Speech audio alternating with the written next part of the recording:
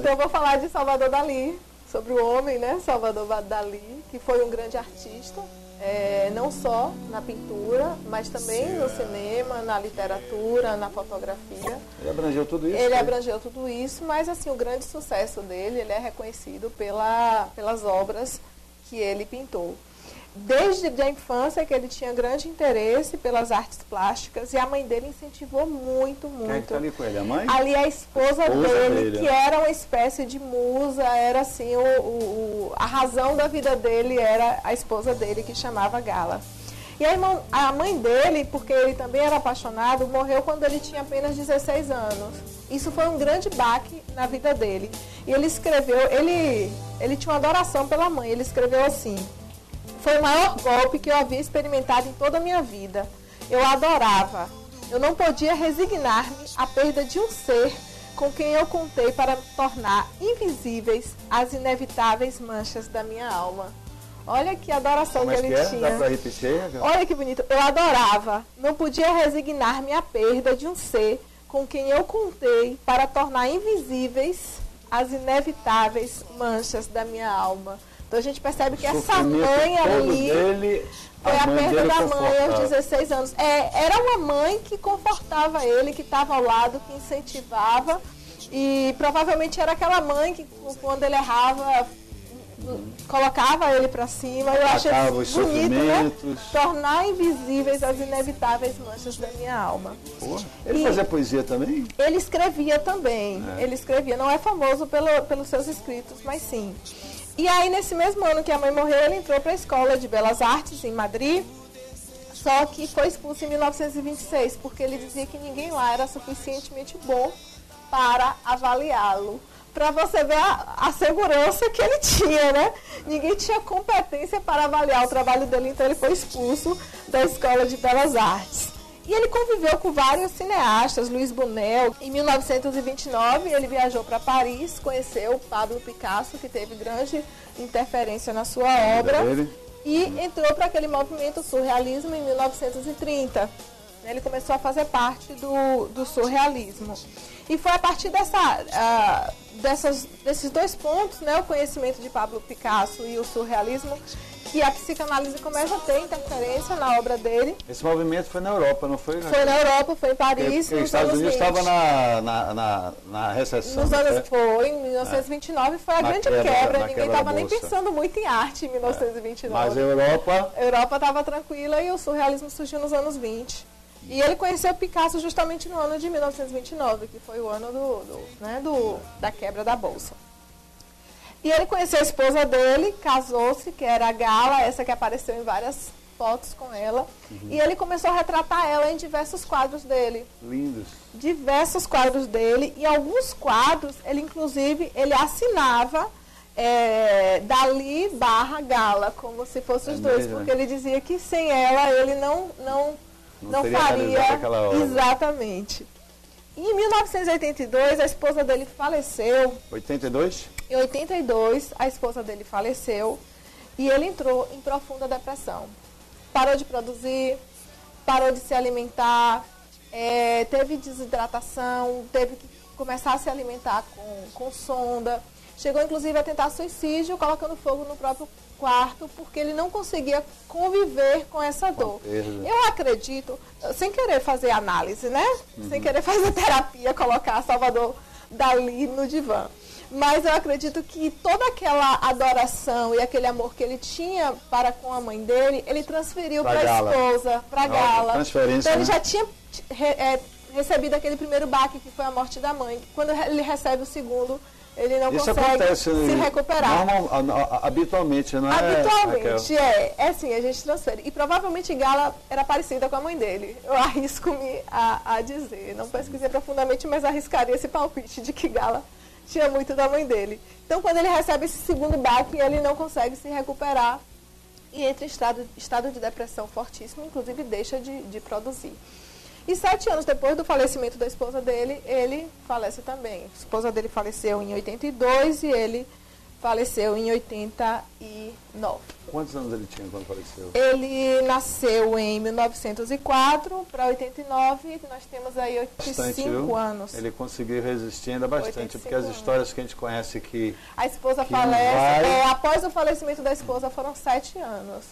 Mas 7 anos de sofrimento mesmo, assim, né? E eu não vejo obras conhecidas dele nesse período. Eu ia perguntar isso, não produziu nada durante esse período? Ele parou, eu sei que ele parou, quando ela morreu, ele parou totalmente de produzir. Se ele voltou a fazer alguma coisinha depois, não foi nada de grande destaque. Teve destaque. E ele morava onde? Ele morava na Espanha, isso, na região da Catalunha, chegou a ficar uma época em Paris, chegou a ficar uma época nos Estados Unidos com a esposa. Não foi pós-morte. Ele se recolheu onde? Na Espanha. Na Espanha, no mesmo lugar onde ele tinha nascido. Retorno às origens. Quando a esposa dele morreu também. Eles vou estavam interromper lá. Um pouquinho, agora eu vou tocar você, né? Como, quer dizer, abusar do profissionalismo dela. Existe esse instinto que parece que de é quase que animal. Casa. De volta para casa? De volta para casa. Existe sim. Da gente voltar às origens. Provavelmente lá lembrava a mãe dele, tinha aquele cheiro de infância. E quando você está num lugar que te remete a alguém, ele se sentia ali naquele local, provavelmente protegido. E o conforto da sensação de que aqui eu tô em casa. Mas existe a gente vê muito assim, a gente que sai do Nordeste, vai para São Paulo, trabalha a vida toda e quando tá velho, volta, aposentado. Aposentou, volta para casa. Então, assim, tá fora para ganhar vida, mas o instinto, o ser humano também tem esse instinto de voltar para o local porque a gente vê isso muito nos animais, né? Nos animais, né? A história da águia mesmo é fantástica, né? Tem, mas no homem também Mas não quer dizer que no ser humano tem, não é... Você sabe que tem pessoas que não voltam, mas assim, é uma tendência que a gente tem sim, principalmente se a gente tiver sido feliz nesse local. Se a gente tiver... passado aqueles anos ali com felicidade, com bem-estar, com sensação de pertencimento. E aí ele vai ter uma sobrevida, né? Vai ter uma Porque sobrevida. Ele vai curtir aquelas lembranças. Reencontrar as pessoas, é fantástico. Que bacana. E só um pouquinho sobre a trajetória de Dalí no cinema. Ele escreveu e co-dirigiu um filme junto com o Luiz Buñuel, que é um filme famosíssimo, chamado O Cão Andaluz. E ele fez uma sequência para um filme de Hitchcock. Pode colocar a imagem, por gentileza, Gil? Que era uma sequência de um sonho. Aí Hitchcock pediu, olha como é a arquitetura, é coisa de sonho, imagem de sonho que a gente tem. E aí ele desenhou a cenografia e fez essa cena do filme Spellbound, que significa tonto, mas não tonto no sentido de bobo. Tonto no sentido do confuso, da tontura, de estar perdido. É um filme muito bom de Hitchcock. E 2 quadros, rapidinho, só pra gente fechar, pra gente ficar especialista em Salvador Dalí. Eu fiquei mais curioso, a Metamorfose de Narciso. Ainda. Você vai ficar impressionado com essa obra dele. É Miguel, de 1937. A Metamorfose de Narciso, que é baseado na mitologia grega, né? O mito de Narciso, que foi o jovem, que era muito bonito, e quando ele nasceu, disseram que ele viveria muito tempo se ele não olhasse a própria imagem. Então, quando ele olha o reflexo dele na água, ele começa a definhar, morre, e no lugar onde ele morre, nasce a flor de Narciso. É da mitologia grega. Da mitologia. E ele faz esse quadro chamado Metamorfose de Narciso. Olha que obra fantástica. Primeiro que é uma obra dúbia. Do lado esquerdo ali, a gente tem provavelmente Narciso, ele está abaixado, olhando para baixo. E se vendo no espelho d'água. No reflexo da água. E do lado a gente tem uma estrutura que a gente não sabe se é ele, porque tem a mesma arquitetura do ser humano, se são uma pilha de rochas o dedo, ou uma mão segurando um ovo. Percebe ali?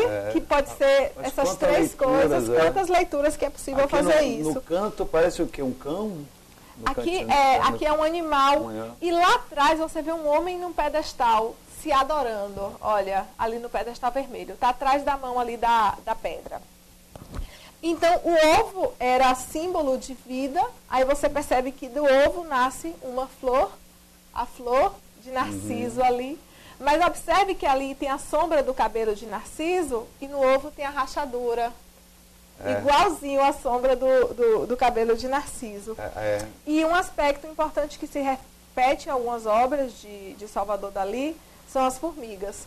Ó, você está vendo que tem formigas ali subindo? Tem algumas obras. O que acontece foi assim, na infância, ele viu formigas devorarem uma lagartixa viva. Provavelmente a lagartixa estava assim, mexendo e as formigas ali. E ele ficou traumatizado com essa cena. Então, a formiga para ele é símbolo de morte. Tanto é que aparece no quadro A Persistência da Memória, a formiga sobre um dos relógios. E nessa obra, novamente, aparece ali as formigas subindo. E, por último, o jovem lá atrás, no pedestal, que está ali sozinho, sinônimo de isolamento, de orgulho, né, de glorioso, e parece totalmente absorvido a contemplar sua própria forma. Então, Narciso, ele definhou justamente porque ele voltou a olhar só para ele, ficou se admirando e definhou. Tem tudo isso nessa obra fantástica. Se você olhar mais, você vai ver mais alguma coisa. Eu já estava olhando ali, já estava viajando, vendo outras coisas. Genial. E olha o nome desse quadro, Narciso? É a Metamorfose de Narciso. Famosíssimo esse quadro. Famoso também. O mais famoso é A Persistência da Memória, mas esse também é muito famoso. E, por último, temos a Crucificação, que é onde ele retratou Jesus também, crucificado, mas também do ponto de vista dele mesmo. A leitura ali, dele. Olha, Jesus crucificado. Só que ali é um Jesus belo, é um Jesus perfeito, não é um Jesus que está com sangue, com coroa de espinho, não está sendo perfurado por pregos. Tá em sustentação. O corpo dele está ileso e ele parece que está flutuando. Exato. A própria cruz. Isso, ele parece que está flutuando ali. E os apóstolos admirando ali embaixo. Ali é a esposa dele. Ele desenhou a esposa dele admirando Jesus. E aí existe essa interpretação. Será que ali era Jesus ou era o próprio Salvador Dalí? Que se desenhou sendo, porque Salvador, percebe o nome dele? Salvador. Jesus o Salvador, Salvador Dalí. Existe esse questionamento. Ele está olhando para o lado, não se sabe se a expressão dele é de dor, de prazer, mas ali atrás, essa cruz, que não é totalmente uma cruz, ela é toda feita de cubos, são junção de vários cubos. E o cubo, ele é considerado um símbolo geométrico perfeito, porque todos os lados dele são iguais. Então, faz essa analogia à perfeição, aí, a perfeição quadro, né? do Cristo. E observe que nos dois quadros tem muito dourado, porque Dalí ele gostava muito do dourado, as cores são fortes, ele gostava de dourado. Ele em si, ele era uma pessoa muito extravagante, usava roupas extravagantes, aquele bigode extravagante, fazia parte da personalidade dele. Charles Henry. Ele colocava isso na obra. Enfim, fantástico. Grande artista. Tem mais quadro dele, né? Viveu e amou intensamente. E nós conhecemos aí três obras de Dalí. A Persistência da Memória, a Metamorfose de Narciso e a Crucificação. Cada uma mais bonita que a outra. Lindas. E todas elas aí merecendo um olhar seu e uma interpretação sua. Para as pessoas apreciarem uma obra dessa, o que tá? Diz que se fazem cópias, né, Raquel? O original fica em determinado local. Existem, né, as réplicas e os originais. Que não é irregular, né? É para que as pessoas tenham acesso. Essas réplicas, elas são autorizadas e dá para se comprar essas réplicas, mas você sabe que você está comprando uma réplica. E você pode fazer o tour virtual pelos museus, né? Mas eu, quando gosto muito de uma obra de arte, existem sites que colocam elas como papel de parede, wallpaper. Aí eu baixo, fico ali o mês todo olhando para ela, e cada vez que eu olho eu vejo uma coisa diferente. Quem quiser apreciar essas obras... Só pesquisar no Google, acha Salvador Dalí. Salvador Dalí e o nome dos quadros. Os quadros, né? Ele fez muitos quadros? Fez bastante quadro. Você colocou só esse que você escolheu? Comecei falando do mais famoso, mas aí eu vi esses dois eu não resisti. O primeiro, Metamorfose de Narciso, eu já gostava muito, porque eu estudei ele sob um ponto de vista psicanalítico. E esse A Crucificação de Cristo, sobre o olhar de Salvador Dalí, genial, né? Lindo. Nunca tinha visto. Vamos ao intervalo comercial, Bem Viver, é isso também, ó. Cultura, nós estamos conversando sobre Salvador Dalí, eu já estou aqui, eu começo a ficar impregnado, né? O bigode dele me deixa fascinado, né? Porque é a marca registrada dele, né? Tem que ter coragem. Esse bigodinho ali é uma personalidade Ali a persistência da memória, o que a gente falou semana passada. As cores muito fortes que passam uma energia. Uma energia vibrante. Coisa assim, vibrante, né? Que faz parte da personalidade intensa. Ele passa intensidade, a nostalgia fica intrínseca, mas não lhe leva a isso, né? Não.